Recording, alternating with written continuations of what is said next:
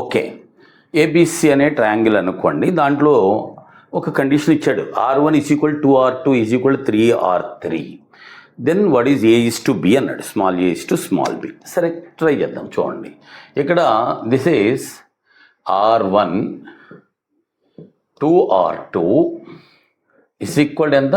3R3. R1కి formula ఏంటి? Delta by S minus A. అదే తీసుకున్నాం.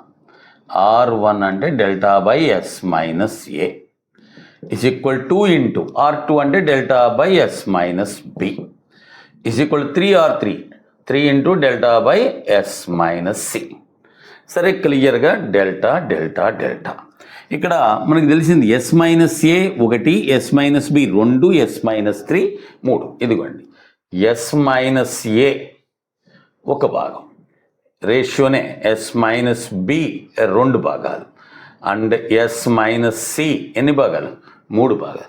సరే ఇవన్నీ యాడ్ చేస్తే ఏమొస్తుంది చూడండి, ఎస్ 3s, అలాగే ఏబిసి A+B+C అంటే 2s కదా, మైనస్ అంటే 3s minus yes, sorry 3s minus 2s అంటే ఎంత వస్తుంది నీకు? అన్నీ యాడ్ చేస్తే 6. కావాలంటే చూడండి ఎస్ 3s, ఏబిసి అంటే 2s, మైనస్ ఉంది కాబట్టి 3s మైనస్ 2s అంటే 1s, అన్నీ యాడ్ చేస్తే అంత 6. ఎస్ = ఎంత అండి? నీకు వచ్చేసింది ఎస్ 6. నిన్ను అడిగింది A:/B.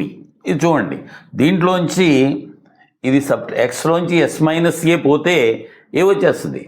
సో A:/B కదా, దీంట్లోంచి తీసేసామనుకోండి, ఇది బై కాదు, నేను ఐఎమ్ యూజింగ్ దిస్ వన్.